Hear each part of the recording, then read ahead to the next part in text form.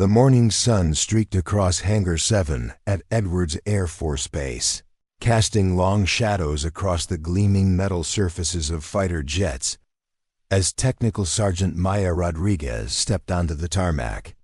Her hands trembled slightly as she gripped her weathered toolbox, the same one her grandfather had used during his 30 years as an aircraft mechanic.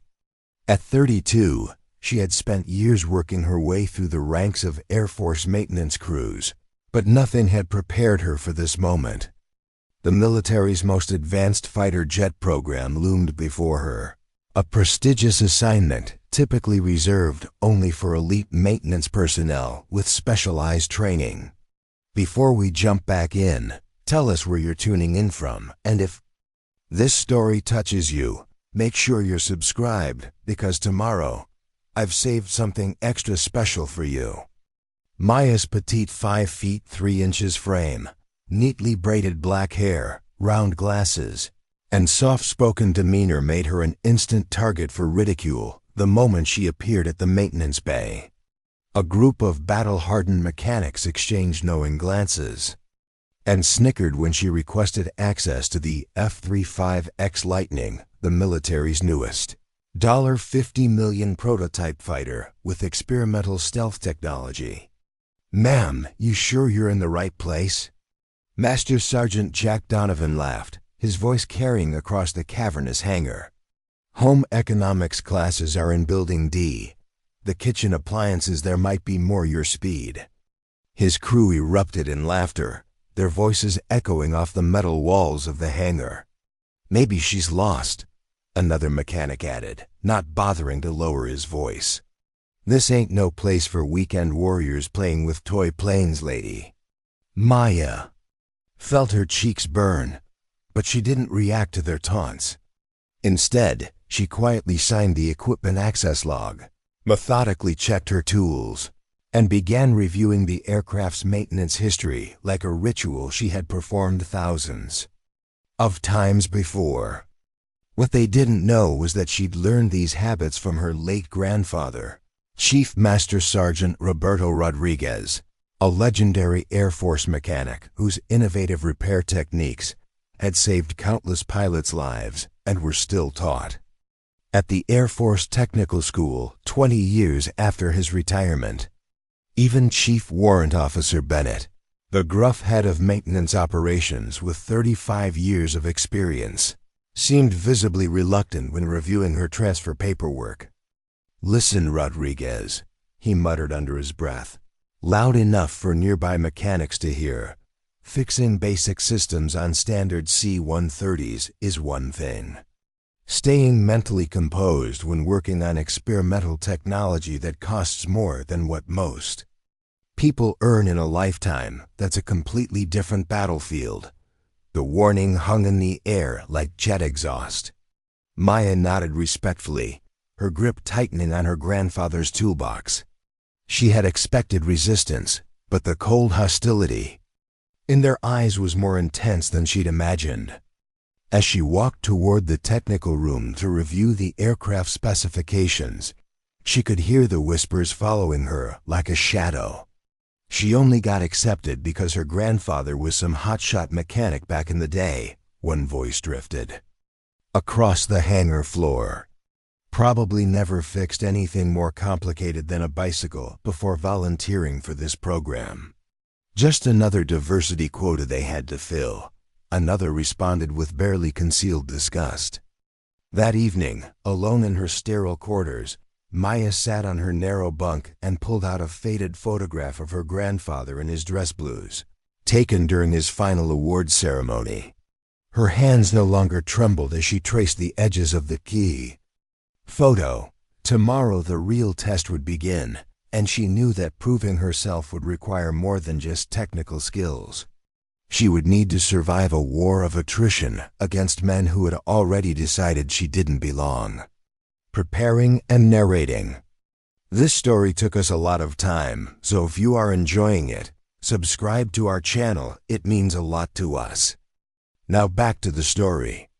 The sound of distant laughter from the mechanic's quarters reminded her that she was completely alone in this fight. But as she stared at her grandfather's confident smile in the photograph, she whispered the words he taught her years ago. The tools are merely instruments, Mia. Your disciplined mind is the actual weapon. Throughout her first grueling week, Maya quickly discovered that the obstacles extended far beyond the challenging work itself. She wasn't assigned to the same maintenance projects as the other technicians. Instead, she was handed the most mundane, outdated systems to service jobs that belonged in basic training, not at the frontier of aviation technology. Equipment allocation, the shift supervisor said with barely concealed amusement when she politely inquired about her assignments. We've got to make sure you can handle the basics before letting you near the advanced systems. You'll have to make do. Maya remained patient and professional, but the message was clear. They were setting her up for failure from day one. While other technicians received priority assignments and detailed technical briefings, she was left to repair auxiliary power units and basic hydraulic systems through trial and error. Day after day, she spent her evenings in the empty technical library, studying the F-35X's experimental systems, maintaining detailed logs of common malfunctions, and memorizing the aircraft's schematics down to the smallest component. She even sketched alternative repair procedures for emergency situations, a technique her grandfather had taught her when equipment shortages plagued his unit. In Desert Storm, Colonel William Richards watched everything through the security cameras from his office. Something about her unshakable composure under relentless pressure made him hesitate before signing her transfer papers. In 28 years of military service, he'd never seen someone maintain such professional dignity while being systematically undermined. As the weeks progressed, Master Sergeant Donovan's mockery became increasingly public and cruel. "Ladies and gentlemen, I present Rodriguez the Rigged," he announced during a maintenance briefing one morning, his voice carrying across the hangar. "Place your bets on how spectacularly she choke when it counts." The hangar erupted in laughter and jeers.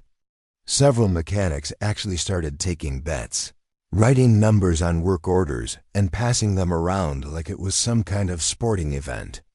Maya continued reviewing her maintenance checklists in silence, her face betraying no emotion, but inside she felt a familiar sting of isolation that had followed her throughout her military career. The social isolation became suffocating. During shift changes, conversations would stop when she approached. Tool assignments were always delayed when it was her turn. Her maintenance bay was frequently the one with malfunctioning diagnostic equipment or incomplete technical documentation. The pattern was too consistent to be coincidental. "Maybe you should try something more suited to your delicate nature," Donovan suggested. During a particularly brutal day of hydraulic system repairs, his voice dripping with false concern. "I hear the base cafeteria needs someone to organize their kitchen utensils." His loyal followers would laugh on command, creating an echo chamber of humiliation that followed Maya wherever she went. But she maintained her rigorous personal routine. Every morning at precisely 0500 hours, she ran the base perimeter alone, regardless of weather conditions. Every evening she practiced technical troubleshooting, exercises and mental visualization in the empty aircraft simulator room. The breaking point came during week 3 when she overheard 2 senior mechanics discussing her performance in voices just loud enough for her to hear. "She's been consistent, I'll give her that," one said. "But consistency isn't enough when you're fixing coffee makers while everyone else is working on advanced avionics. The real test is coming with that malfunctioning F-35X, and she won't have the experience to handle it when it matters most." That night, Maya sat in her quarters staring at her grandfather's photograph. The whispers had grown louder, the sabotage more obvious, and the isolation more complete. But something had shifted in her resolve. They wanted her to break too. Give them a reason to dismiss her. Instead, she was going to give them something they'd never forget. The crisis arrived during a routine maintenance cycle in week 4. Maya had spent the morning meticulously reviewing maintenance logs for an F-35X that had been experiencing intermittent electrical failures. The aircraft had been grounded for 3 weeks, stumping the maintenance team's best efforts to identify the problem. While the senior mechanics focused on complex diagnostic tools and computer simulations, Maya had been quietly developing her own theory about the malfunction. She suspected a simple grounding issue in the aircraft's central electrical bus, a problem her grandfather had encountered decades earlier in older aircraft. As she prepared to run a basic continuity test on an electrical panel, Master Sergeant Donovan appeared at her workstation, accompanied by 2 junior mechanics who were snickering behind him.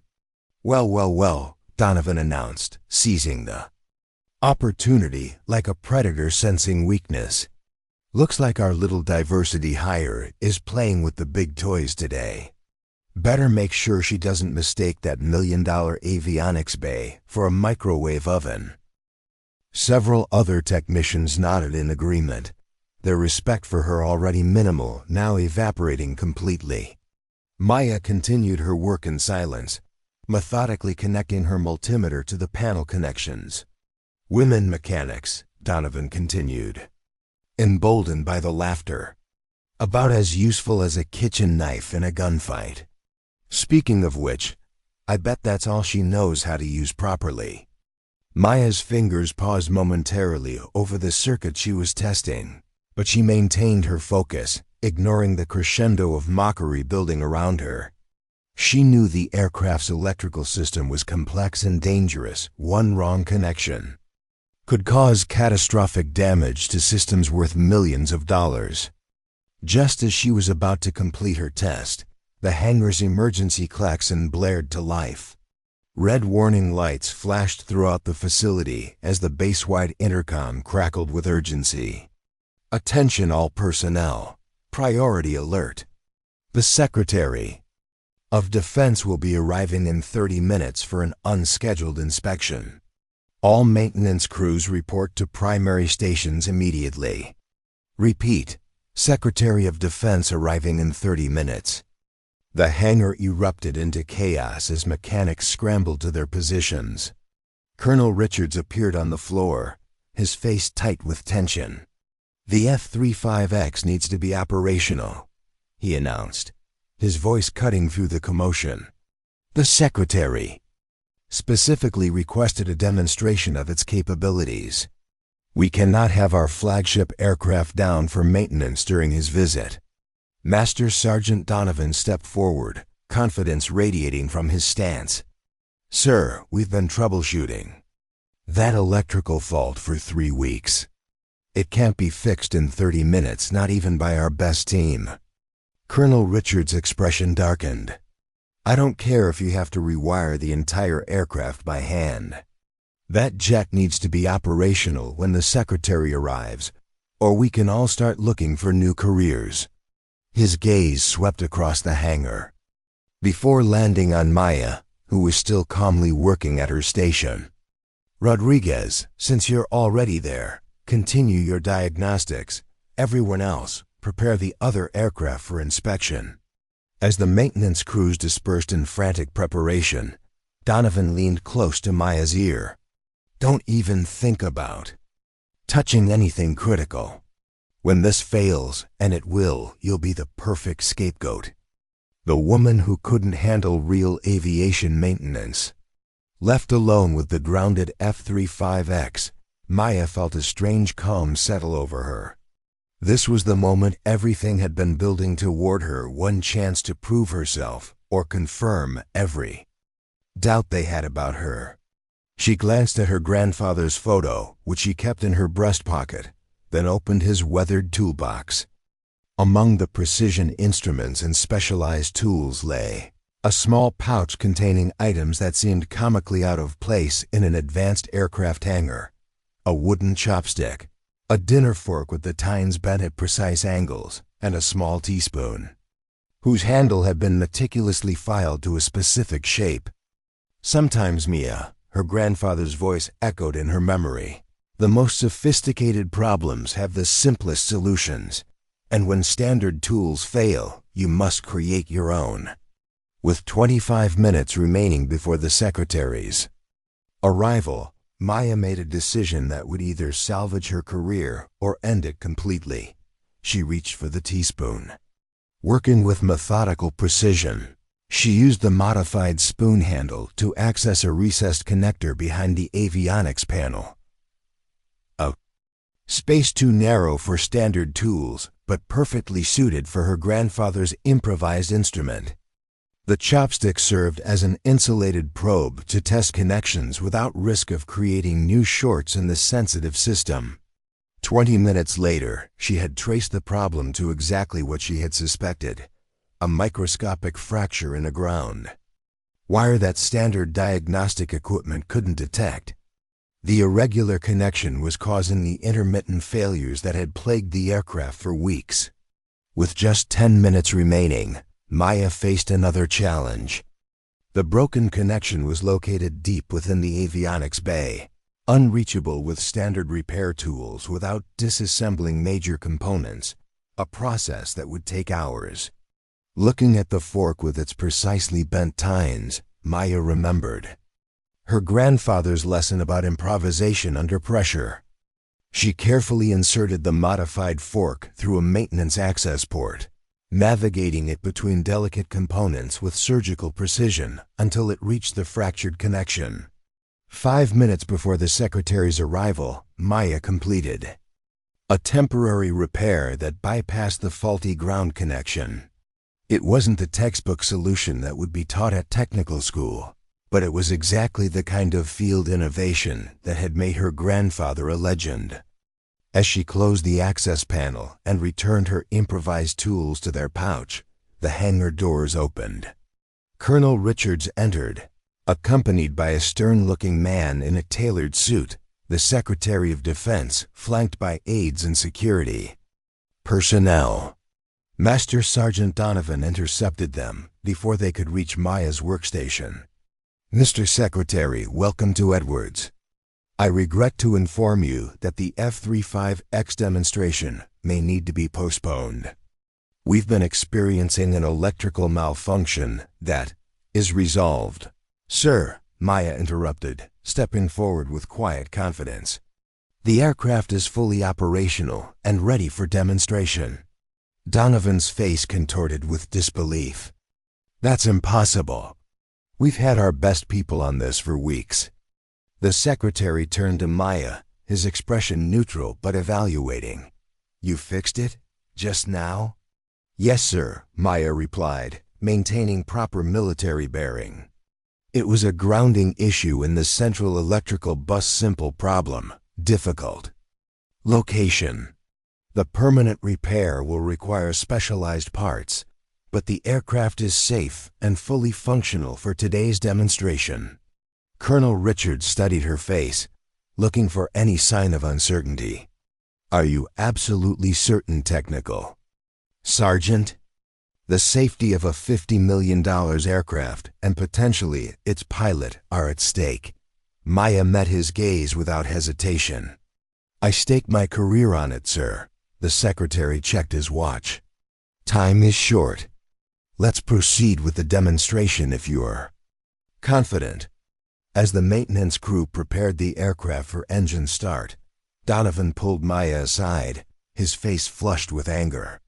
If that jet crashes, you'll never work in aviation again, military or civilian. I'll personally make sure of it. Maya said nothing, watching as the pilot climbed into the cockpit and began the start sequence. The moment of truth had arrived. The F-35X's engines roared to life, its sophisticated systems powering up one by one. The diagnostic panel showed all systems nominal, no warning lights, no error codes, perfect operation. As the fighter taxied toward the runway, Maya stood perfectly still, her grandfather's toolbox clutched tightly in her hands. 20 minutes later, the distinctive sound of the jet's approach announced its successful flight. The F-35X executed a perfect touch-and-go maneuver, then climbed vertically in a demonstration of its extraordinary capabilities before returning for a flawless landing. The secretary appeared genuinely impressed. "Exceptional aircraft," he commented as the engine spooled down. "I'm pleased to see the maintenance issues I'd heard about have been resolved." After the secretary's departure, Colonel Richards called Maya to his office. Master Sergeant Donovan was already there, standing stiffly at attention. "Explain exactly what you did to fix that aircraft," Richards demanded without preamble. "And I want the truth, not the simplified version you gave the secretary."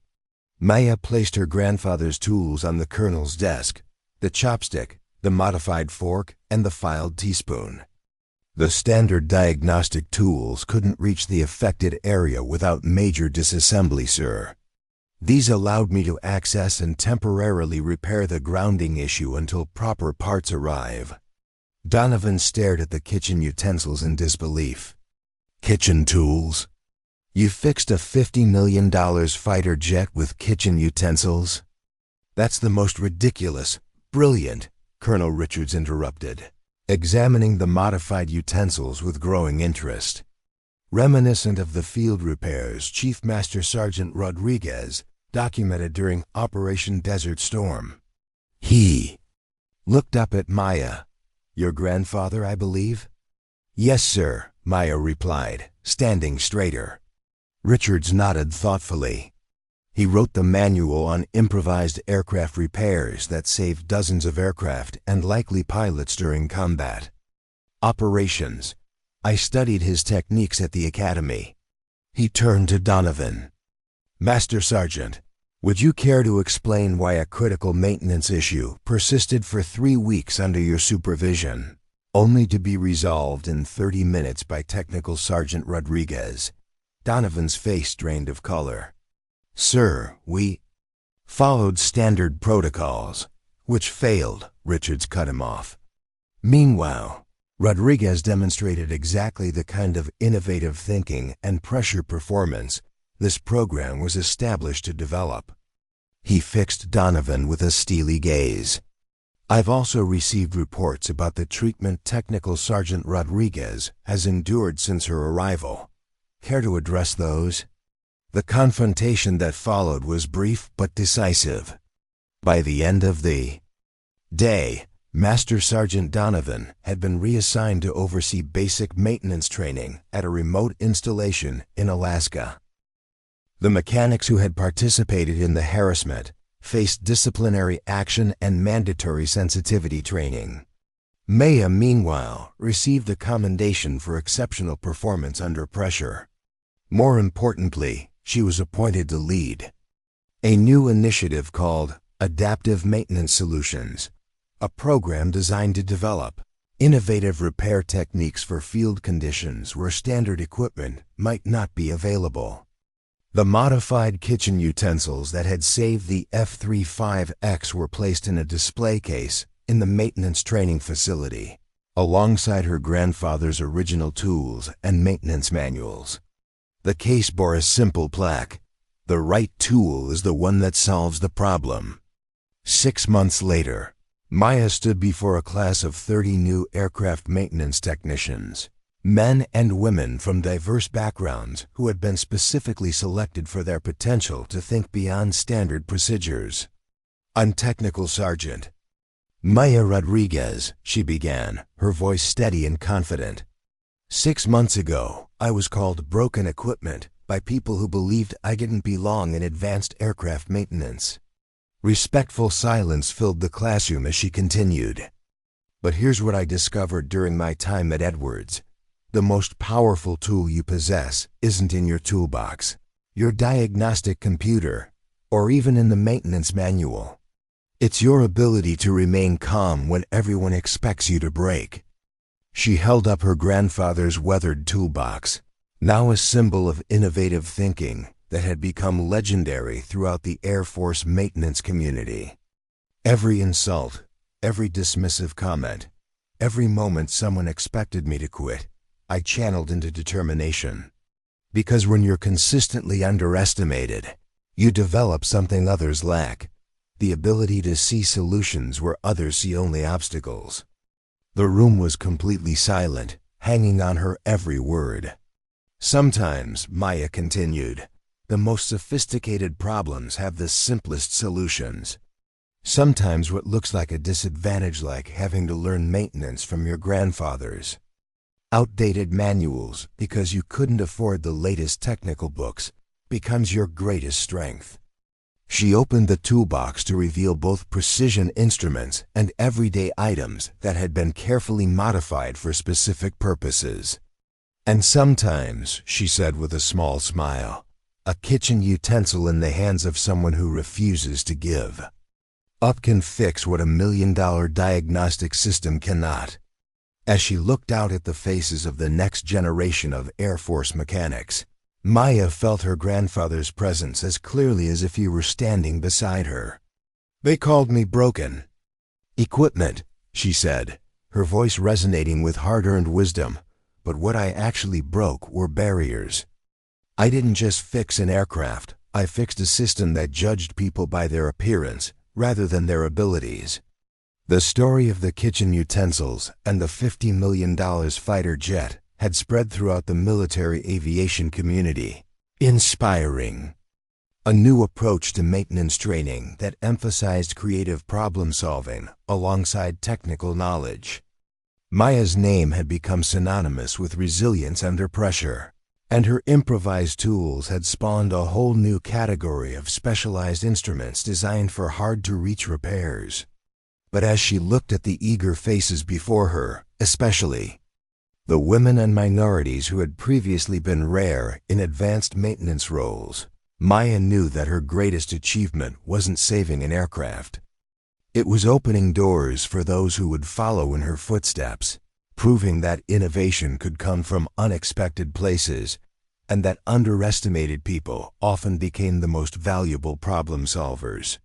The F-35X that she had repaired with kitchen utensils now bore a small unofficial insignia near its maintenance panel, a crossed fork and spoon. It had become a symbol of the program's new philosophy. Sometimes the most powerful solutions are also the simplest. The crisis moment arrived during a routine engine test in week 5 of Maya's assignment. The F-35X, which had been performing flawlessly since her improvised repair, suddenly developed a critical fault in its thrust vectoring system, the sophisticated mechanism that allowed the fighter to perform its signature vertical takeoffs and landings. The timing couldn't have been worse. In 3 days, a delegation of international defense ministers would arrive to evaluate the aircraft for potential procurement contracts worth billions. The jet's chief test pilot, Commander Sarah Jenkins, had been midway through a standard engine run when warning indicators flooded her cockpit display. The aircraft's computer immediately initiated an emergency shutdown sequence, preventing catastrophic engine failure but effectively grounding the F-35X until the problem could be resolved. Within minutes, the maintenance bay transformed into a crisis center. Colonel Richards assembled every available technician, his expression grave as he outlined the situation. 3 days, people. We have 3 days to diagnose and repair whatever's causing this malfunction before the international delegation arrives. If that jet isn't operational by then, we can kiss those defense contracts goodbye, along with about 5,000 American jobs that depend on them. Maya watched as the senior mechanics huddled around diagnostic computers, their earlier mockery forgotten in the face of genuine crisis. The thrust vectoring system was among the most complex components of the aircraft, integrating advanced hydraulics, electronics, and proprietary software that few people fully understood.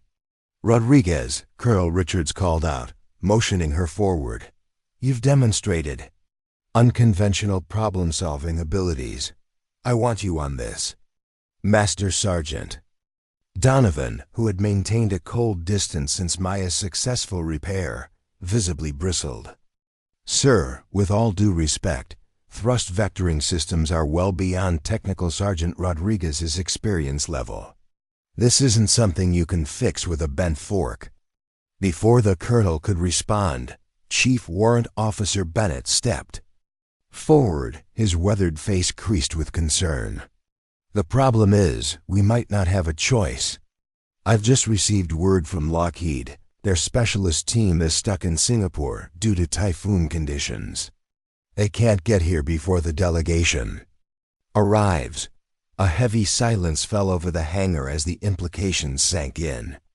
Without the manufacturer's specialized technicians, diagnosing and repairing such a sophisticated system might be impossible within the 3-day window. Colonel Richards surveyed his team, weighing options that all seemed equally bleak. I want everyone on this.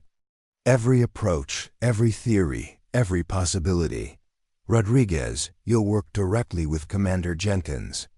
She knows how the system was behaving right before failure. The rest of you start with the diagnostic trees and work your way through every potential failure point.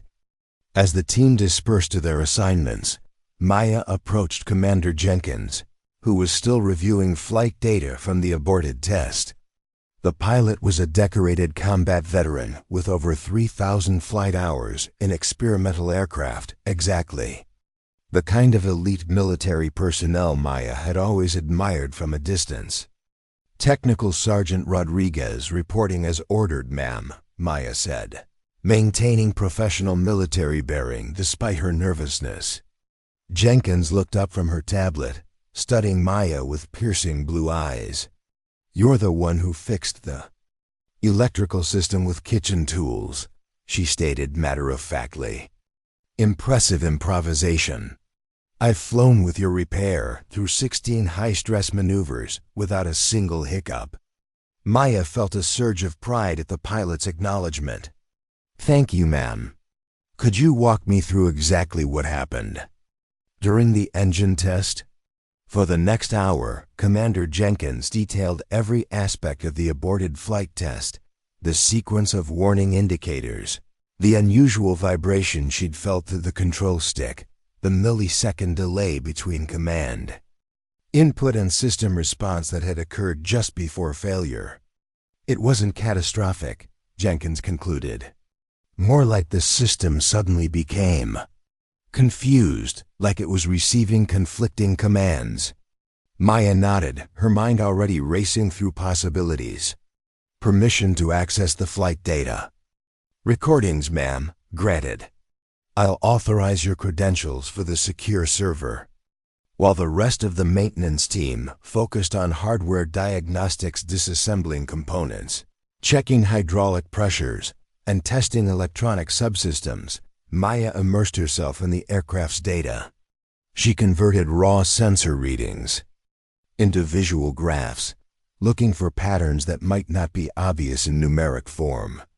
By midnight, most of the team had exhausted their initial theories without success.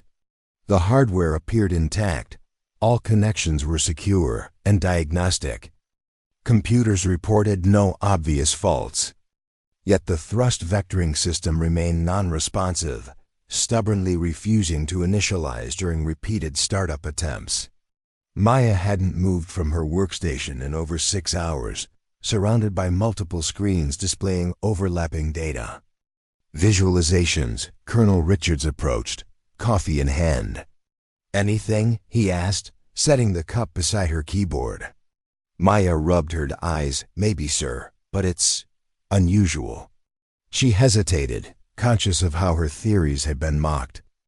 In the past, Richard seemed to sense her reluctance. Speak freely, Rodriguez. Unusual is exactly what we need right now. The thrust vectoring system is receiving conflicting commands, she explained, pointing to a particular data sequence.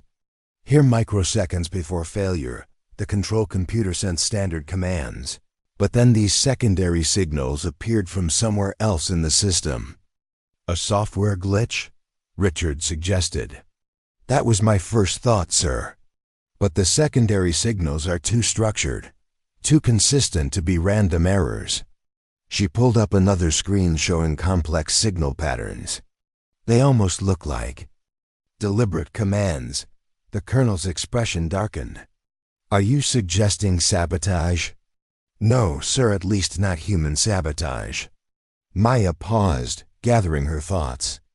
I think it's electromagnetic interference, but from inside the aircraft itself. Some component is generating signals strong enough to confuse the thrust vectoring controllers. Richards frowned. That should be impossible. Every system on this aircraft is shielded specifically to prevent cross-interference. Yes, sir. Unless...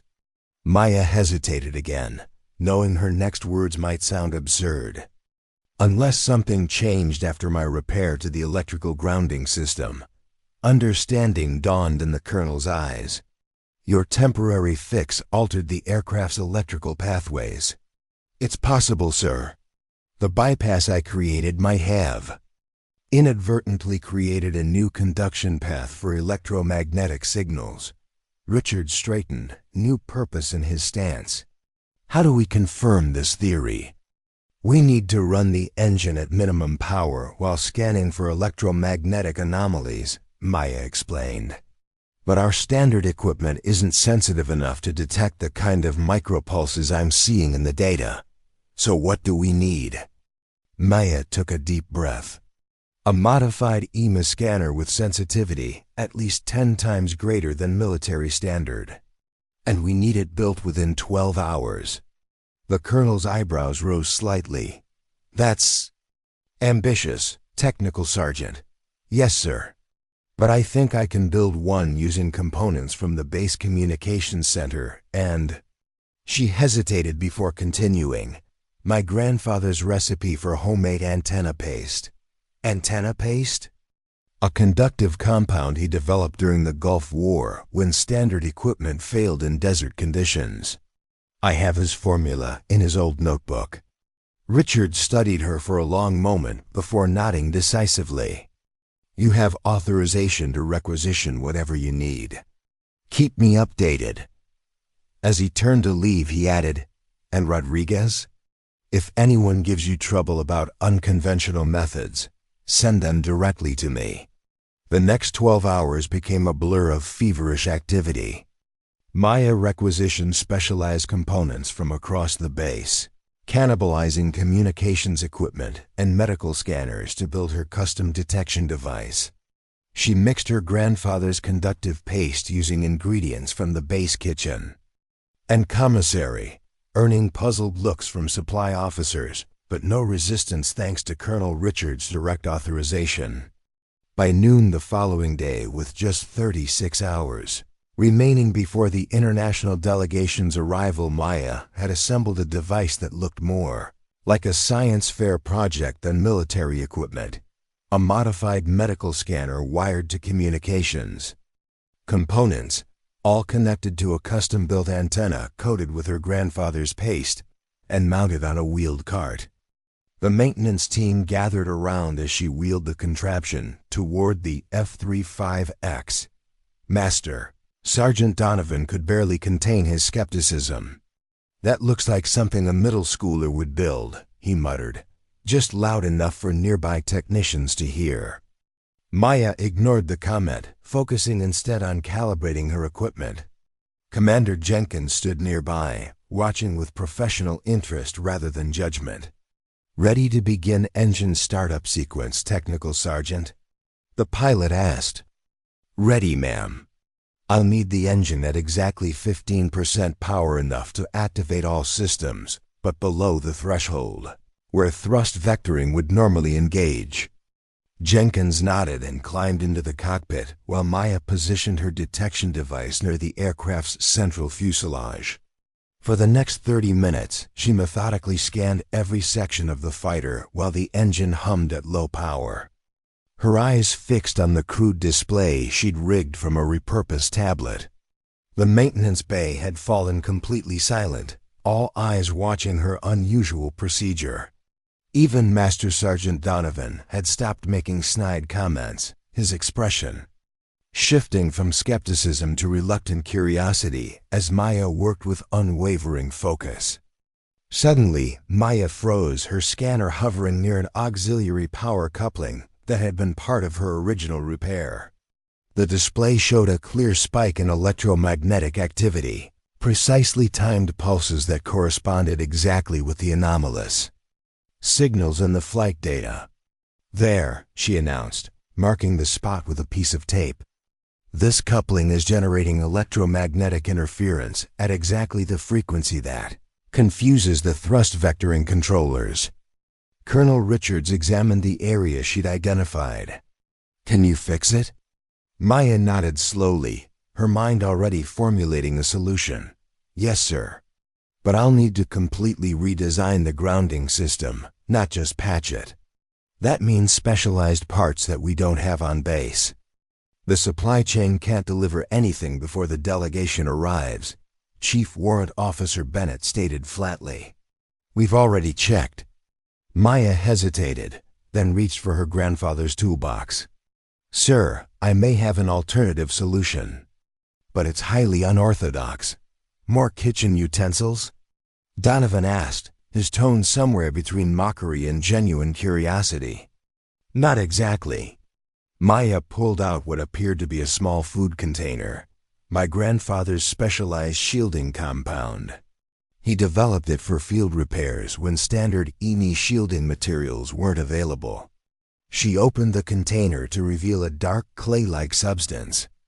"It's a mixture of common materials with ferromagnetic properties, combined with a binding agent.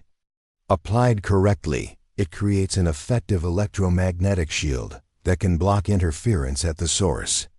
Colonel Richards studied the homemade compound with professional interest.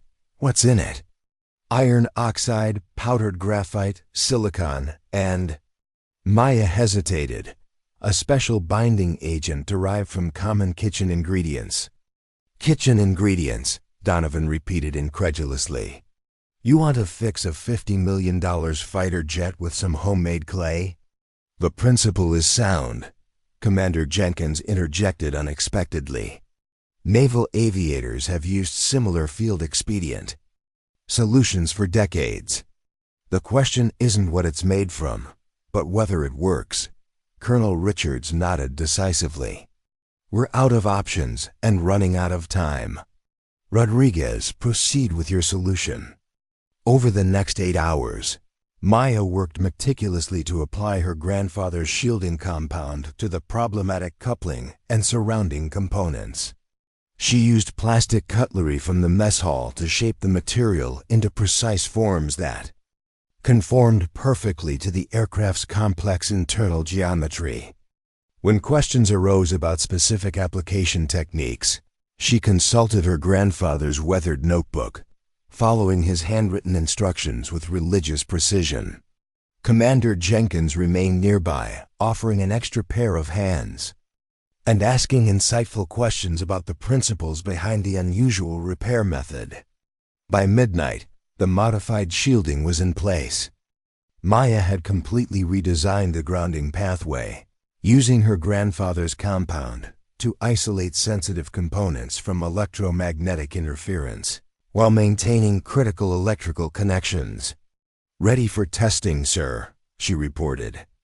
To Colonel Richards, her uniform stained with the dark compound, but her expression confident.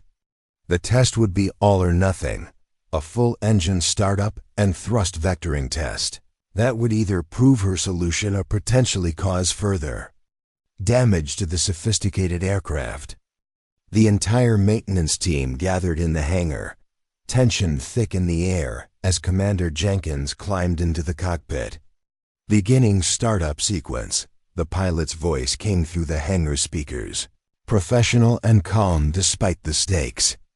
Systems activated one by one, status indicators changing from red to green on the monitoring displays. The engine roared to life, power levels climbing steadily past the point where previous tests had failed. 30% power, Jenkins reported. All systems nominal. Maya held her breath, her grandfather's toolbox clutched tightly against her chest. 50% power.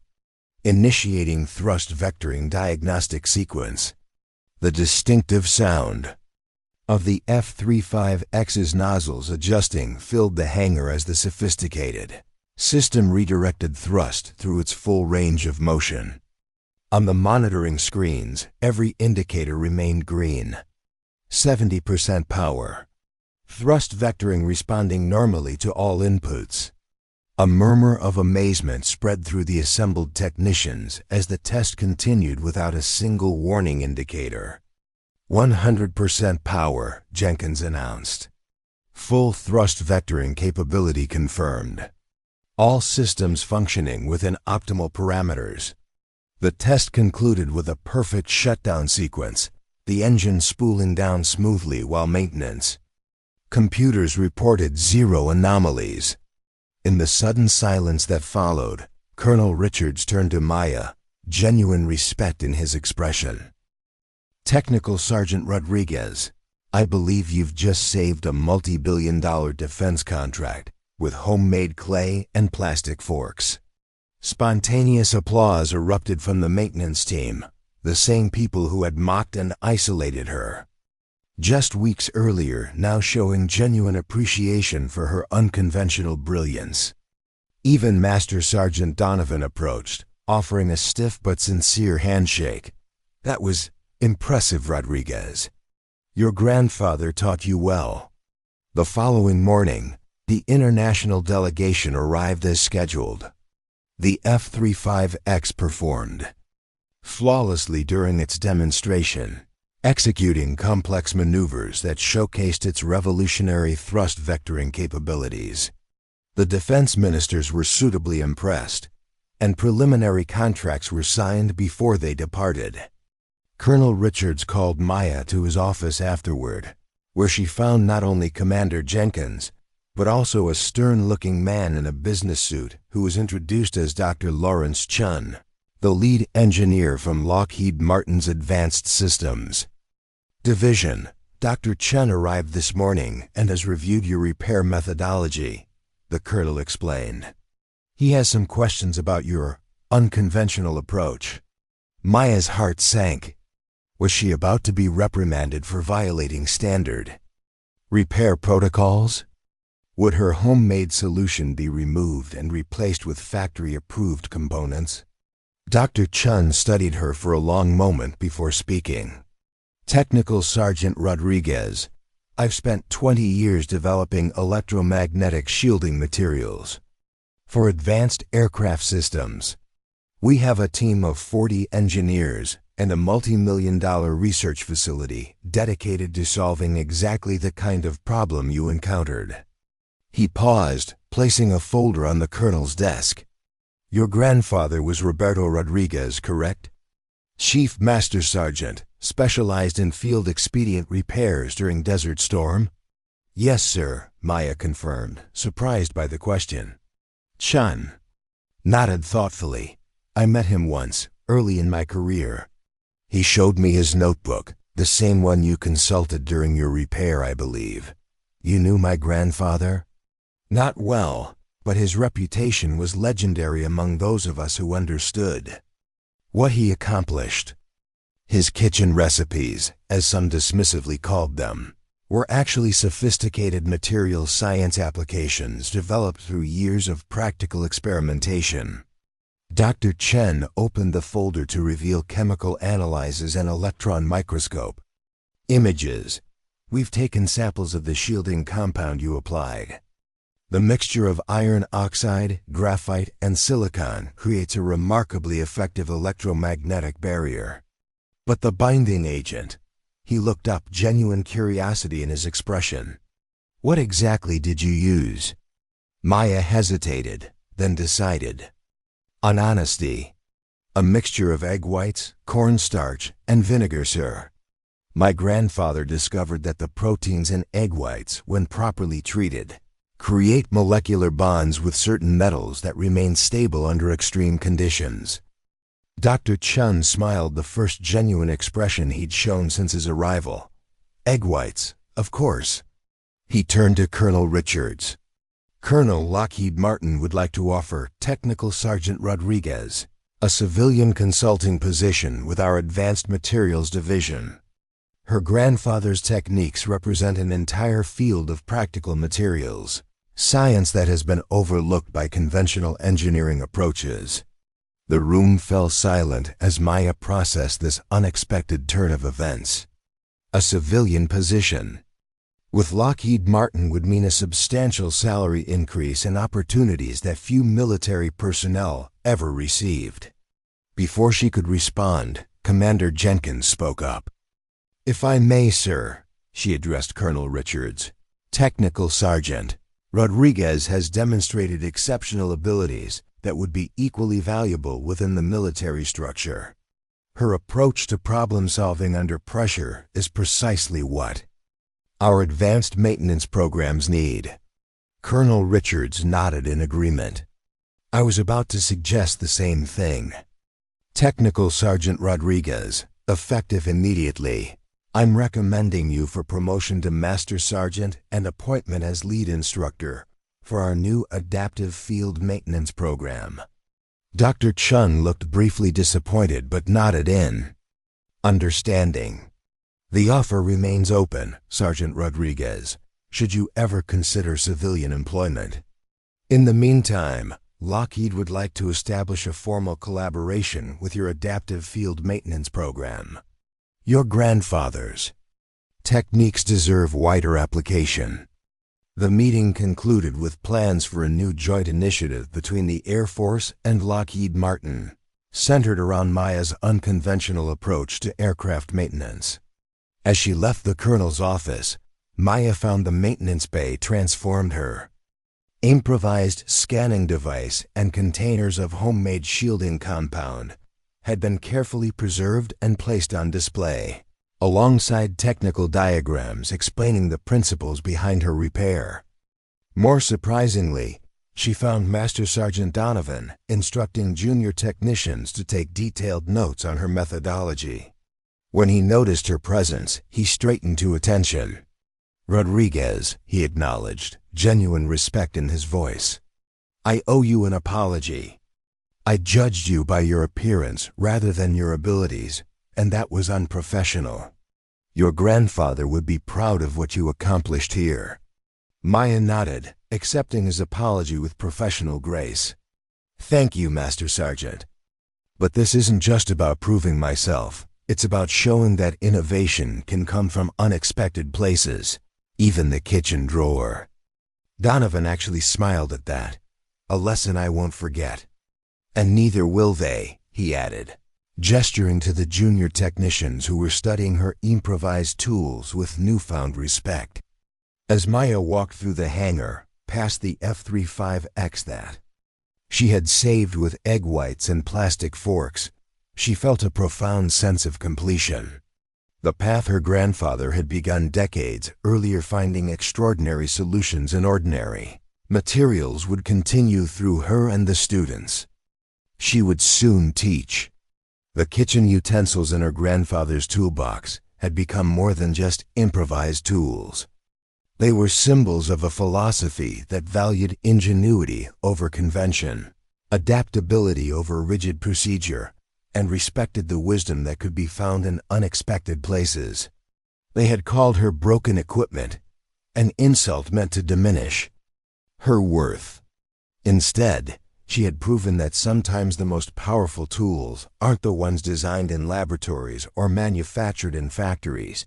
They're the ones crafted by necessity, imagination, and the unwavering refusal to accept failure as the final answer. 6 months after the F-35X crisis, Maya stood in front of the first official class of the Adaptive Field Maintenance Program. 24 maintenance personnel from all branches of the military had been carefully selected for their technical skills and creative potential. The classroom walls displayed photographs of legendary field repairs, Throughout military history, including her grandfather's work during Desert Storm and her own improvised solutions that had saved the F-35X. Before we jump back in, tell us where you're tuning in from, and if this story touches you, make sure you're subscribed, because tomorrow I've saved something extra special for you. Welcome to Adaptive Field Maintenance, Maya began, her voice carrying the quiet confidence she had earned through trial and fire. By now, you've all heard the stories: the kitchen utensils, the homemade compounds, the unorthodox approaches that saved a $50 million aircraft when conventional methods failed. She paused, surveying the diverse faces before her. The class included veterans with decades of experience alongside fresh recruits straight from technical school.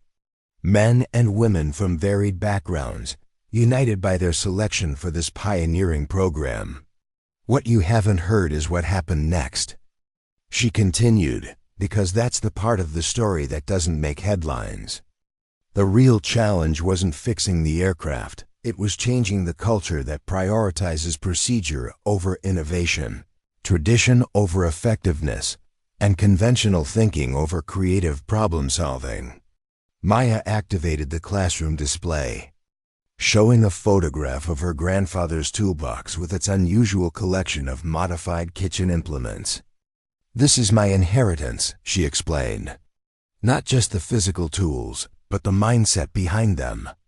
My grandfather understood something fundamental about maintenance in high-pressure environments. The manual doesn't always have the answer. The right tool isn't always available, and sometimes the solution comes from the most unexpected place." She moved through the classroom, making eye contact with each student. "This program isn't about teaching you to fix aircraft with spoons and forks. It's about developing the mental flexibility to see beyond conventional limitations when lives and missions depend on your ingenuity." The classroom door opened unexpectedly, and Colonel Richards entered, accompanied by an elderly man in a wheelchair. Maya froze mid-sentence, her professional composure momentarily shattered as she recognized the weathered face and alert eyes beneath a shock of white hair. "Sorry to interrupt, Master Sergeant Rodriguez," Colonel Richards announced formally, "but we have a special guest instructor who insisted on observing your first class." He gestured to the elderly man. "Chief Master Sergeant Roberto Rodriguez, retired. I believe you're acquainted." Maya's grandfather smiled, his eyes twinkling with pride as he surveyed the classroom his granddaughter now commanded. The students immediately straightened in their seats, recognizing the legendary name that had been referenced in their orientation materials. "Abuelo," Maya whispered, momentarily overcome before quickly regaining her professional bearing. "Chief Master Sergeant Rodriguez, welcome to the Adaptive Field Maintenance Program." The elder Rodriguez nodded approvingly. "Carry on, Master Sergeant. I'm just here to observe." With her grandfather watching from the back of the room, Maya continued her introduction with renewed purpose. "The core principle of this program is simple but revolutionary. Maintenance isn't just about following procedures. It's about understanding systems so thoroughly that you can improvise effective solutions when standard approaches fail." She activated a series of images showing aircraft in various states of disrepair, from battle-damaged fighters in Vietnam to helicopters grounded by sandstorms in Afghanistan. Throughout military history, the difference between mission success and failure has often come down to a single maintenance technician's ability to improvise under impossible conditions. Today, we begin training you to be those technicians. The first week of training challenged conventional maintenance wisdom at every turn. Rather than beginning with technical manuals and procedure memorization, Maya and her team of instructors, which now included her grandfather as a special advisor, focused on developing creative problem-solving skills. Students were presented with deliberately damaged aircraft components and limited tools, forcing them to think beyond standard repair protocols. They studied the underlying principles of aircraft systems rather than just the step-by-step procedures for maintaining them. Most importantly, they were encouraged to question, experiment, and learn from failure concepts rarely emphasized in traditional military maintenance training. Preparing and narrating this story took us a lot of time, so if you are enjoying it, subscribe to our channel. It means a lot to us. Now back to the story. Master Sergeant Donovan, who had undergone his own transformation since the F-35X incident, joined the program as an instructor focusing on advanced diagnostic techniques. His initial skepticism had evolved into genuine respect for Maya's approach, and he had become one of the program's most vocal advocates throughout the Air Force maintenance community. Rodriguez's kitchen drawer approach saved us when nothing else worked, he would tell skeptical senior officers. Imagine what we could accomplish if we systematically developed those skills in our maintenance personnel. By the third week of training, word of the unusual program had spread throughout Edwards Air Force Base. Senior officers from multiple branches began requesting permission to observe classes, curious about the unconventional methods being taught.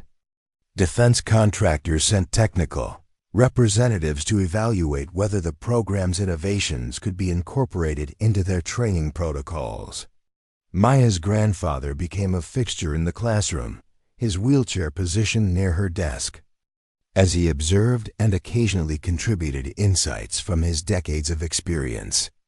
During breaks, students would gather around him, eager to hear first-hand accounts of the legendary field repairs that had influenced military maintenance doctrine. "The difference between my granddaughter and me," he told them during one such session, "is that I developed these techniques out of desperation in combat zones. She's teaching you systematically, scientifically, creating a methodology that can be replicated and improved upon. That's the real innovation here." The program's first significant test came unexpectedly during week 4. A severe thunderstorm had damaged the base's primary radar installation, a critical system for monitoring the extensive test ranges where experimental aircraft conducted their flight trials. Replacement parts were at least 48 hours away, and several critical test flights had to be postponed. Colonel Richards approached Maya after morning classes. "Master Sergeant, I've got a situation that might be perfect for your team. Our primary radar array took lightning damage last night. The conventional repair timeline would ground all test operations for at least 2 days." Maya understood immediately. "You want us to attempt an unconventional repair, sir?" "Consider it a field test for your program," Richards confirmed. "Your students have been practicing theory. Now let's see if they can apply it to a real-world emergency."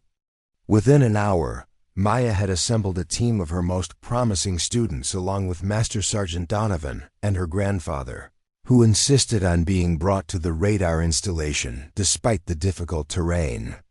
The damage was substantial. Lightning had fried several key electronic components in the radar's signal processing unit, components that had no direct substitutes on base. "Conventional assessment?"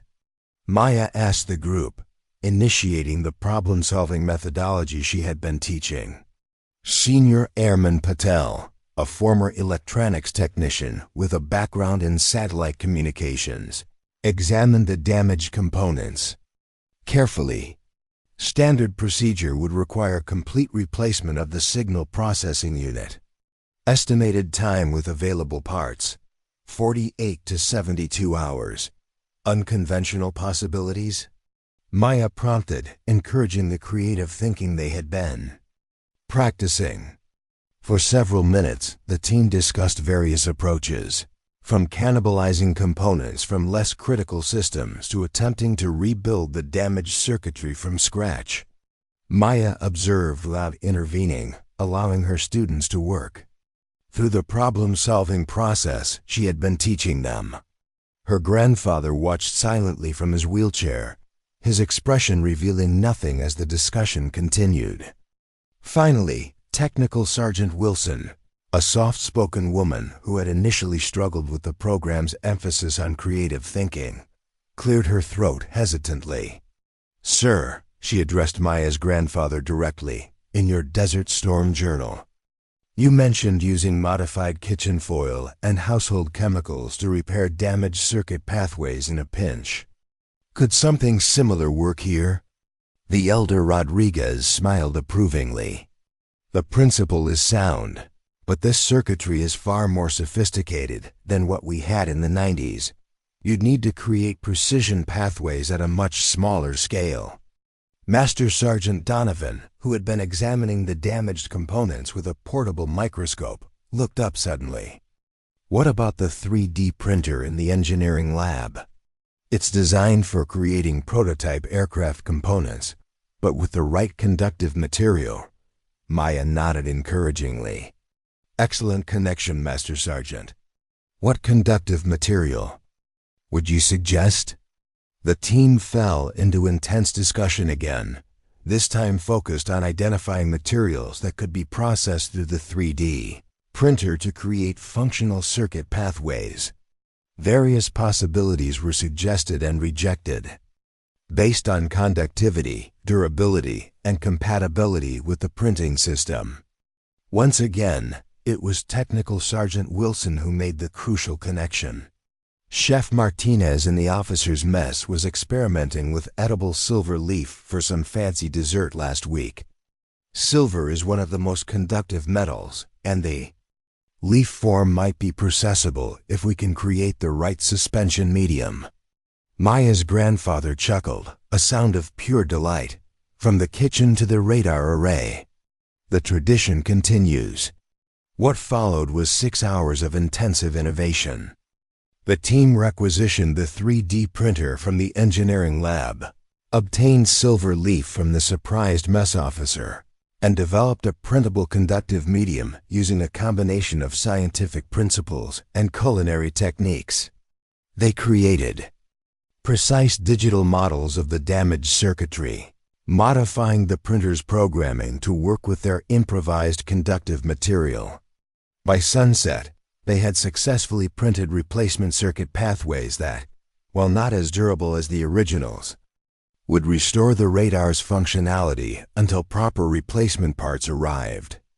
The installation and testing process took another 2 hours, with the entire team holding their breath as the radar system initiated its startup sequence.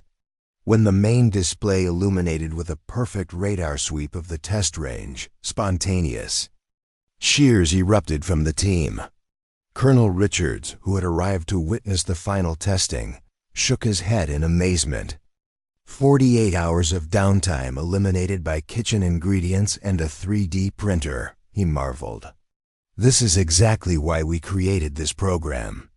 The successful radar repair became an instant legend at Edwards, reinforcing the value of the adaptive field maintenance approach.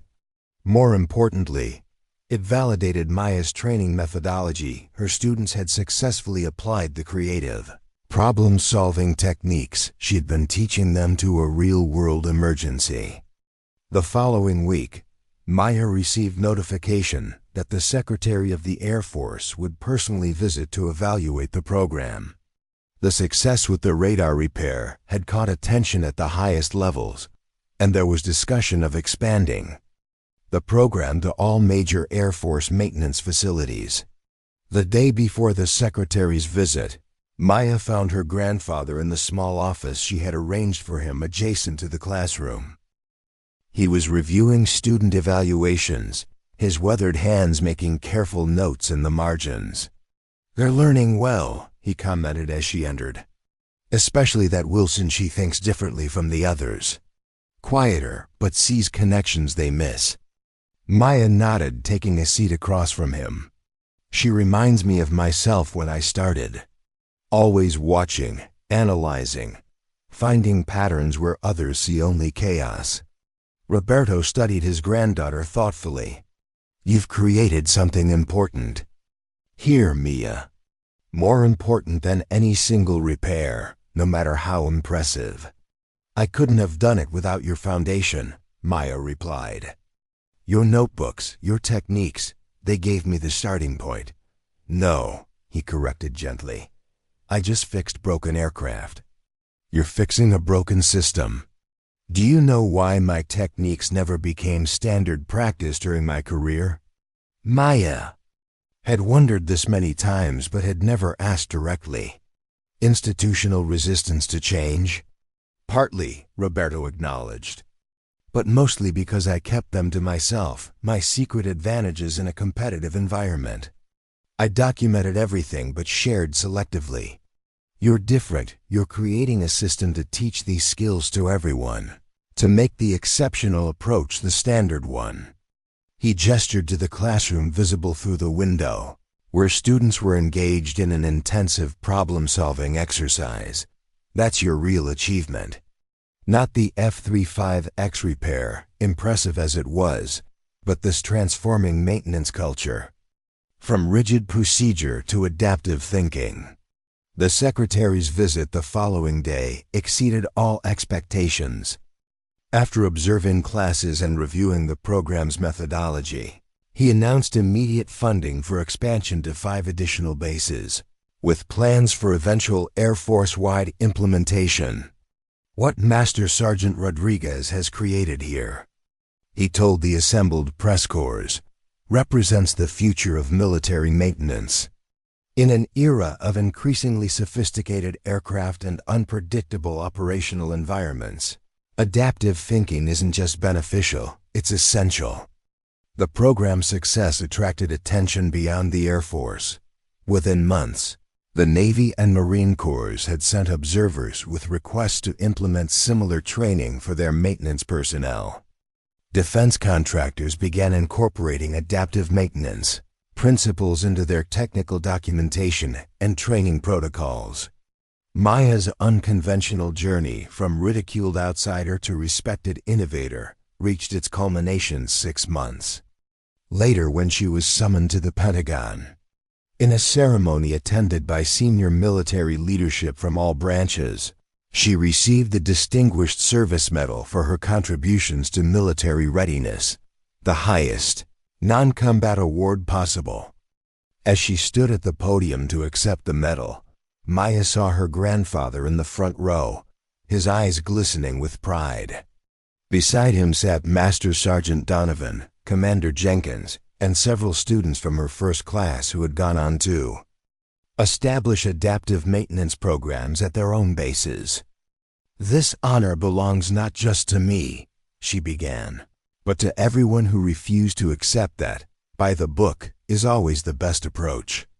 It belongs to the maintenance technicians throughout our military history who, when faced with impossible situations, found solutions in unexpected places. She touched the medal at her throat. But most of all, it belongs to a man who taught his granddaughter that the tools in your hands matter far less than the creativity in your mind and the determination in your heart. Chief Master Sergeant Roberto Rodriguez showed me that sometimes the solution to the most complex problem comes from the simplest source, even the kitchen drawer. The audience rose in standing ovation as Maya gestured for her grandfather to join her at the podium. As he made his way forward in his wheelchair, assisted by Colonel Richards, Maya reflected on the journey that had brought them to this moment. They had called her broken equipment, a dismissive label meant to diminish her worth and question her belonging. That label had nearly broken her spirit in those early days at Edwards, when isolation and mockery had been her constant companions. But those same doubters had inadvertently forged her into something stronger, a leader who understood that innovation often flourishes most powerfully in those who have been underestimated. She had transformed their skepticism into fuel for determination, their mockery into motivation for excellence. As her grandfather reached the podium, Maya helped him to stand beside her, supporting him as he had always supported her. Together, they represented not just 2 generations of a family, but the evolution of a philosophy that valued ingenuity over tradition, adaptability over rigid conformity. The kitchen drawer approach, as it had come to be known throughout the military, was now officially recognized doctrine, complete with training manuals, instructional videos, and formal certification programs. What had begun with a desperate repair using modified kitchen utensils had grown into a revolution in military maintenance culture. In the years that followed, Maya's innovations continued to ripple throughout the armed forces and beyond. The Adaptive Field Maintenance Program expanded internationally, with allied nations sending maintenance personnel to train under her methodology.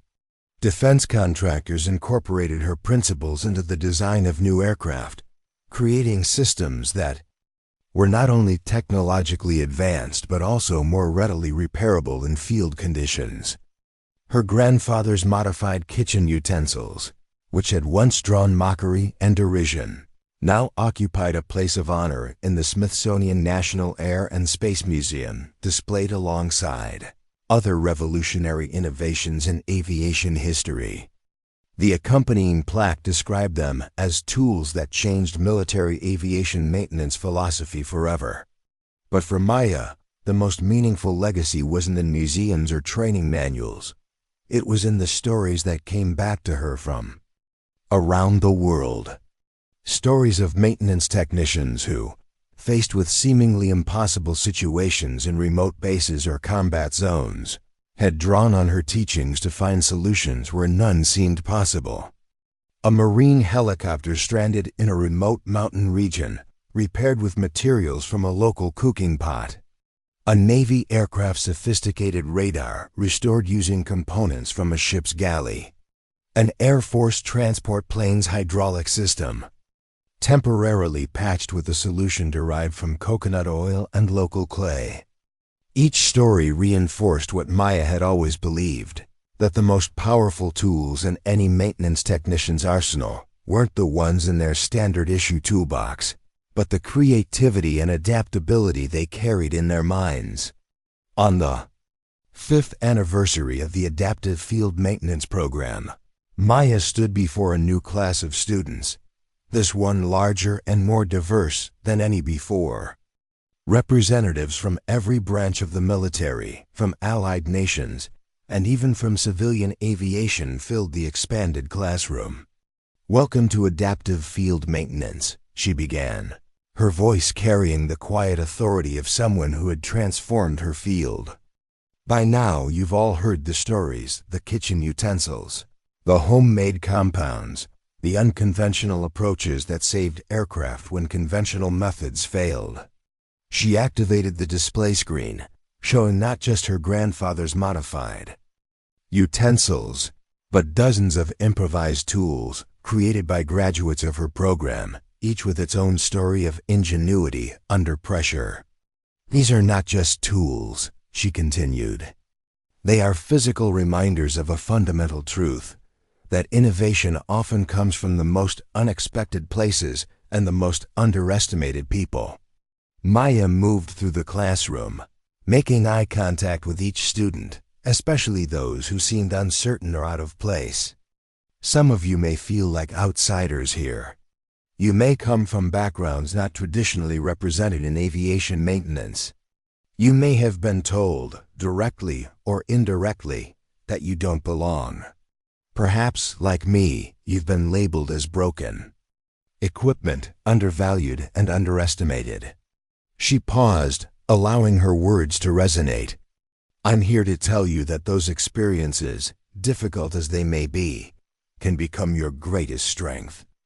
Being underestimated forces you to see solutions others miss. Being an outsider allows you to question assumptions others take for granted. Being different gives you perspectives that homogeneous groups will never develop on their own." Maya gestured to the wall of honors that now displayed the achievements of program graduates' innovations, field repairs, and technical breakthroughs that had saved countless aircraft and, by extension, the lives of those who flew them. The future of aviation maintenance isn't in more rigid procedures or more sophisticated diagnostic computers.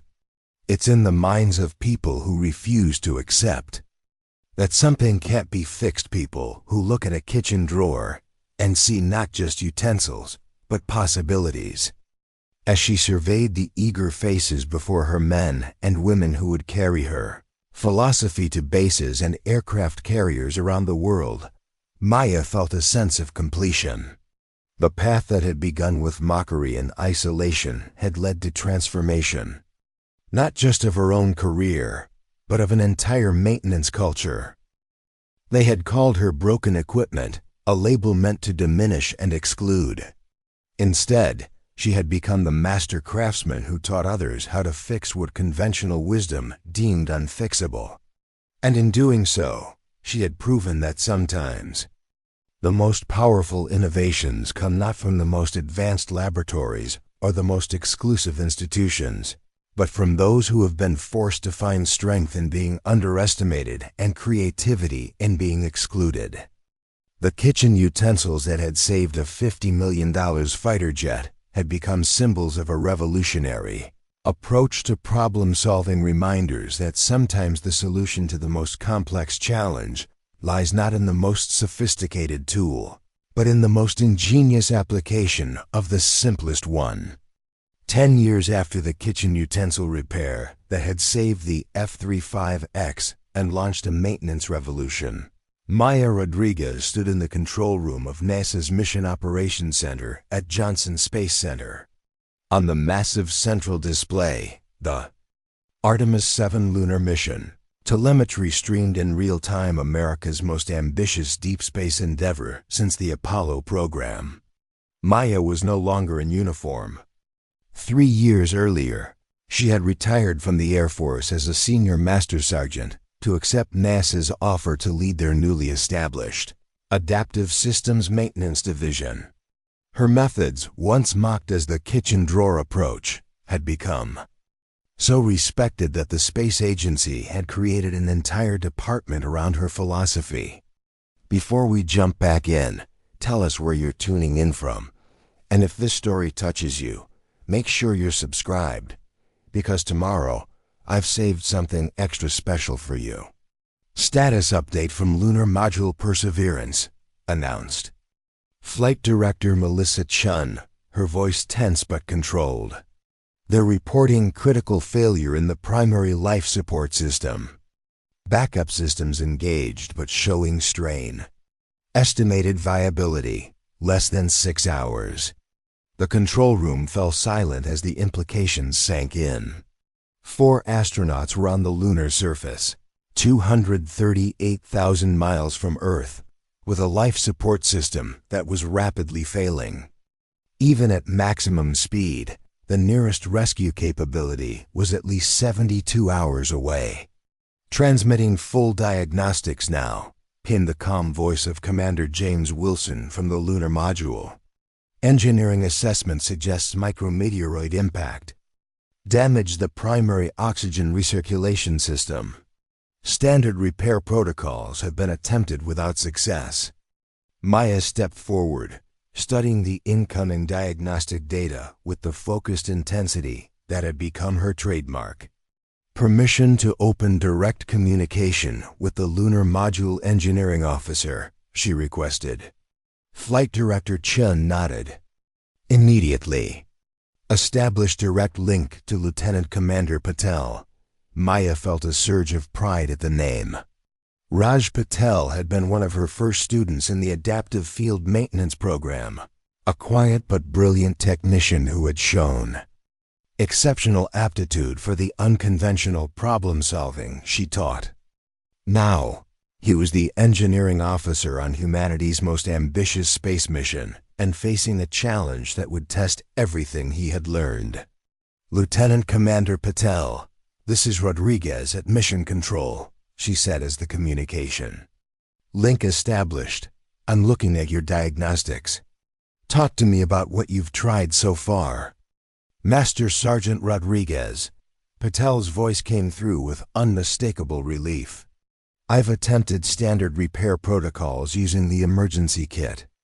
The impact severed 3 critical flow regulators and damaged the molecular sieve that scrubs CO2. I've managed to bypass 2 regulators, but the third is positioned in a way that makes conventional repair impossible with available tools. Maya processed this information quickly, her mind already racing through potential solutions.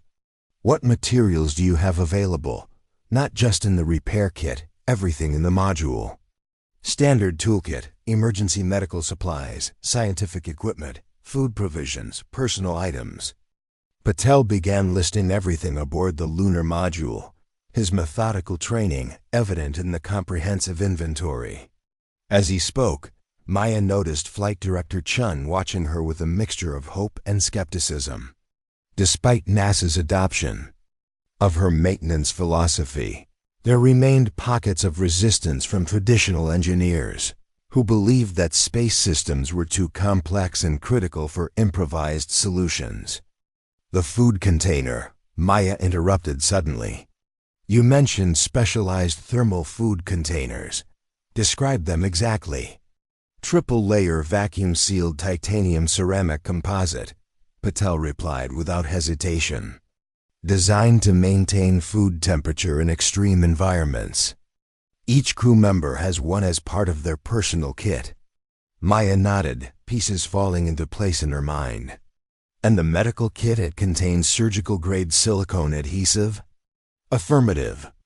Used for emergency treatment of pressure suit punctures. For the next 30 minutes, Maya guided Patel through a series of questions that seemed disconnected to the casual observer, but followed a logical progression that veterans of her program recognized immediately. She was helping him identify available materials that could be repurposed to create a functional replacement for the damaged components.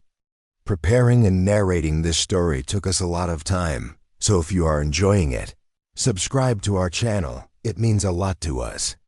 Now back to the story. I see what you're thinking, Patel said finally, excitement breaking through his professional calm. The food container's ceramic layer has similar thermal properties to the damaged sieve housing. If we break it down and reshape it using the surgical adhesive as bonding agent, and repurpose the container's regulating valve as a substitute flow controller, Maya finished. It won't be a permanent solution, but it should extend your life support viability long enough for the rescue mission to reach you. Flight Director Chun leaned toward her communication panel. Lieutenant Commander, what's your assessment of this approach?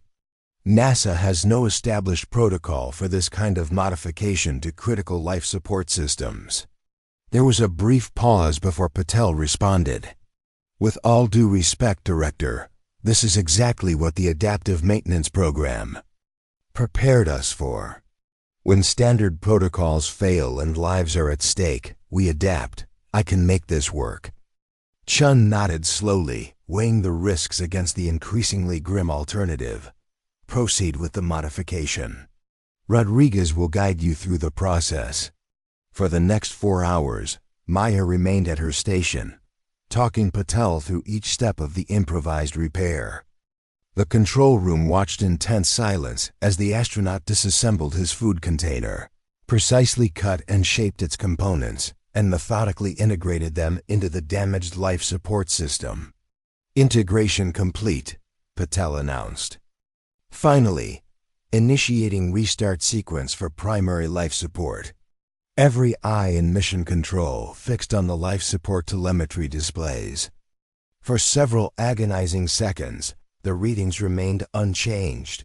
Then, gradually, the oxygen levels began to stabilize.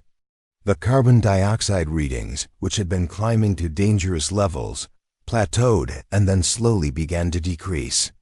Life support function restored to 73% efficiency, announced the Environmental Systems Officer, her voice tight with controlled emotion. Estimated viability extended to 96 hours, sufficient margin for rescue operations. A cheer erupted throughout. Mission Control. Flight Director Chun stood, addressing the room with quiet intensity. Outstanding work, everyone. We've bought our crew the time they need. Now let's bring them home. As the initial celebration subsided and the control room returned to focused professionalism, Chin approached Maya. That was remarkable. When we brought you on, I understood the theory behind your adaptive maintenance approach, but seeing it applied in a lunar crisis, she shook her head in amazement. You just saved 4 lives with a food container. Maya smiled slightly. I didn't save anyone. Lieutenant Commander Patel did the actual work. I just helped him see possibilities where standard protocols saw only failure. Either way, Chun replied, I think you've just silenced the last skeptics. At NASA, after this, no one will question the value of your program. As Maya left Mission Control that evening, her phone buzzed with a message. It was from her grandfather, now in his 90s but still sharp as ever. Saw the news about the lunar module. Kitchen tools saving lives in space now. You've come a long way from bent forks, Mia. She smiled, typing back. Not kitchen tools this time, abuelo. Food containers. We're moving up in the world. His response came quickly. The principle remains the same. Find possibility where others see only limitation. I'm proud of you. Your abuela would be too. The Artemis 7 crew returned safely to Earth 3 weeks later. The improvised life support repair held steady throughout their journey home, becoming an instant legend within NASA and the global space community. At the post-mission press conference, Lieutenant Commander Patel was asked about the improvised repair that had saved the mission. He responded with a quote that would be repeated in engineering and maintenance training programs worldwide. In space, thousands of engineers spend years designing perfect systems for every anticipated problem. But no one can anticipate everything. When the unexpected happens, your most valuable resource isn't your technology, it's your capacity to reimagine what's possible with what you have. The successful lunar rescue propelled NASA's adaptive maintenance program into the international spotlight. Space agencies from around the world sent representatives to train under Maya's guidance. Her methodology was incorporated into the International Space Station maintenance protocols and became mandatory training for all deep space mission personnel. For Maya, however, the most meaningful outcome wasn't the institutional recognition, but the cultural shift it represented. What had begun as a desperate improvisation with kitchen utensils had evolved into a global philosophy of adaptive problem-solving that transcended military and civilian boundaries. 3 months after the Artemis mission, Maya received an invitation. That would mark the final validation of her journey. The National Science Foundation, in partnership with the Department of Defense and NASA, was establishing the Rodriguez Institute for Adaptive Innovation, a research and training center dedicated to developing and teaching the problem-solving methodology she had pioneered.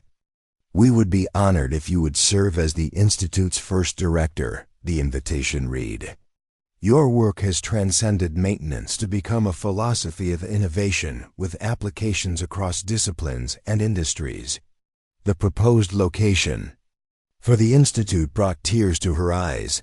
It would be built at Edwards Air Force Base, on the exact site where she had once been mocked as broken equipment and told she didn't belong in advanced aircraft maintenance.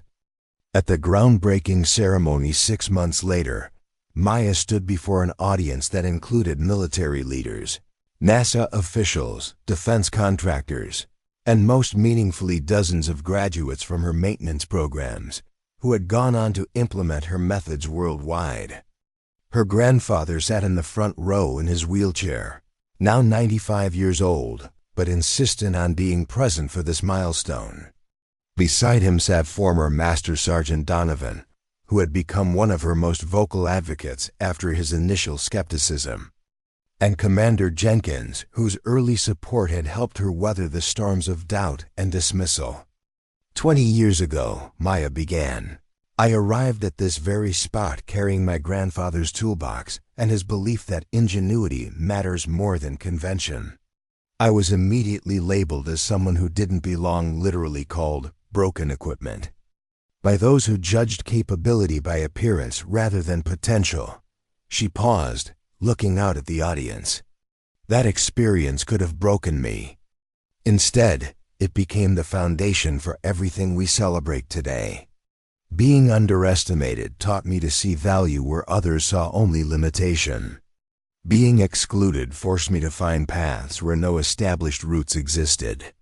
Maya gestured to the architectural renderings displayed beside the podium, an ultra-modern facility designed to foster the unconventional thinking she had championed. The Rodriguez Institute will not be just another technical training center. It will be an incubator for the most valuable resource in any field, the ability to adapt, innovate, and overcome when conventional wisdom says something cannot be done.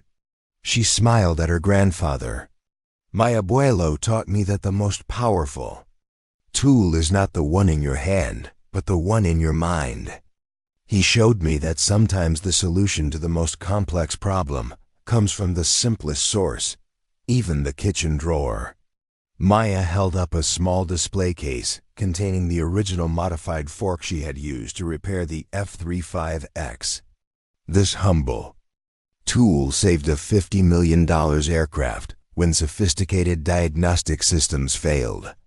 Not because of what it was, but because of how it was used. That's the essence of what we'll teach here. It's not the resources you have, but how creatively you deploy them that determines success or failure. As she concluded her remarks, Maya reflected on the journey that had brought her to this moment. From the isolated, mocked outsider to the founder of a global innovation movement, a path marked by resistance, doubt, and ultimately, transformation. The Rodriguez Institute opened its doors 18 months later. Its programs rapidly expanded beyond maintenance to encompass emergency medicine, disaster response, space exploration, and even business innovation. Companies sent executives to learn the kitchen drawer approach to problem solving that had revolutionized military and aerospace maintenance. 5 years after the Institute's founding, Maya stood in its central atrium, now known as Possibility Hall, surveying the diverse activity around her. Medical professionals collaborated with aerospace engineers on emergency field procedures. Military personnel exchanged ideas with civilian disaster response teams. Students from around the world practiced improvising solutions with limited resources under simulated crisis conditions. Along one wall, a gallery displayed the history of adaptive maintenance, from her grandfather's improvised Desert Storm repairs to the food container that had saved the Artemis mission. Each exhibit included not just the improvised tools, but the stories behind them, the challenges, the doubts overcome, and the lives impacted. At the center of the gallery stood the display that meant the most to Maya, a simple photograph of her grandfather's kitchen, taken when she was a child. The caption read, "Where it all began, the original supply depot for the adaptive maintenance revolution." As she studied the photograph, Maya felt a presence beside her. Commander Jenkins, now Admiral Jenkins, and head of Naval Aviation Systems. Command had arrived for her scheduled guest lecture. "Still hard to believe sometimes," Jenkins commented, nodding toward the bustling activity throughout the Institute. All of this from a bent fork and a stubborn refusal to accept failure. Maya smiled. Not just stubbornness, necessity. When you're told you don't belong and given broken equipment to ensure your failure, you either give up or you get creative. I just chose the latter. And changed everything in the process, Jenkins added. "You know, we just implemented your methodologies as standard protocol for all naval aviation maintenance." The results have been extraordinary: equipment readiness up 37%, maintenance-related incidents down 42%. Maya nodded, gratified but not surprised. The data had been consistent across every organization that adopted her approach. Improved outcomes, reduced downtime, enhanced safety. What had begun as desperate improvisation had proven itself the superior methodology through rigorous testing and real-world application. That evening, Maya hosted a special event at the Institute, the inaugural presentation of the Roberto Rodriguez Adaptive Innovation Awards, honoring individuals who had used creative problem-solving to overcome seemingly impossible challenges. The recipients included a rural doctor who had improvised medical equipment during a natural disaster, a Marine who had developed field repairs that saved lives in combat, and a civilian engineer whose unorthodox approach had prevented an environmental catastrophe. As she presented the awards, Maya felt the full circle of her journey. What had begun with humiliation and exclusion had transformed into a movement that empowered others to overcome their own impossible situations. After the ceremony, Maya found a quiet moment in her office where her grandfather's toolbox occupied a place of honor on her desk. Though he had passed away the previous year at age 98, his presence remained strong in every aspect of the Institute and its mission. She opened the weathered box, running her fingers over the modified kitchen utensils that had started it all. Each one represented not just an ingenious solution, but a philosophy that innovation often comes from the most unexpected places and the most underestimated people. A knock at her door interrupted her reflection. A young woman in a wheelchair, one of the Institute's newest instructors, entered hesitantly. "Master Sergeant Rodriguez?" "Sorry to interrupt, but I wanted to thank you personally," she said. "Before I found your program, I was told my disability meant I couldn't be an effective maintenance technician, that I'd never have the physical capacity for the job." Maya nodded understanding. "And now?" The woman straightened with pride. "Now I teach others how to see beyond physical limitations, both in themselves and in the resources they have available. My students consistently outperform traditional approaches because they've learned to value adaptability over conformity." "That's the true legacy of this work," Maya replied. "Not just the technical innovations, but the human ones, proving that our perceived limitations often become our greatest strengths when we refuse to accept conventional boundaries." As the instructor left, Maya turned to the window overlooking the Institute's main campus. What had once been a site of rejection had transformed into a global center for the very approach that had initially been mocked. The kitchen drawer methodology was now taught in universities, implemented by corporations, and adopted by military and civilian organizations worldwide. They had called her broken equipment, a dismissive label meant to define her limitations and ensure her failure. Instead, she had redefined what equipment meant, demonstrating that the most powerful tools aren't always the most sophisticated or expensive, but the most creatively applied. In challenging the assumptions about what tools could accomplish, she had also challenged assumptions about who could wield them effectively. The Institute's diverse student body included people of all backgrounds, abilities, and experiences, united by their willingness to see possibility where others saw only limitation. As night fell over the Institute campus, Maya closed her grandfather's toolbox and prepared to leave. Tomorrow would bring new challenges, new students, and new opportunities to expand the revolution that had begun with a simple bent fork and a refusal to accept failure. The journey from ridiculed outsider to respected innovator had not been easy, but its impact had transcended anything she could have imagined when she first arrived at Edwards with her grandfather's toolbox in uncertain hands. What began as a desperate attempt to prove her worth had evolved into a global philosophy that changed how people approached impossible challenges across disciplines and industries. They had called her broken equipment to diminish her. Instead, she had shown the world that sometimes the most powerful innovations come not from the most advanced technology, but from the human capacity to reimagine what's possible with what's available. And in the process, she had fixed more than aircraft. She had fixed a system that judged capability by appearance rather than potential, that valued rigid conformity over creative adaptation, and that failed to recognize that sometimes the most powerful solutions come from the most unexpected sources. The kitchen utensils that had once drawn mockery now symbolized a revolution in problem-solving that touched lives across the globe, a testament to the power of refusing to accept limitation and finding strength in being underestimated. Up next, you've got 2 more standout stories right on your screen. If this one hit the mark, you won't want to pass these up. Just click and check them out.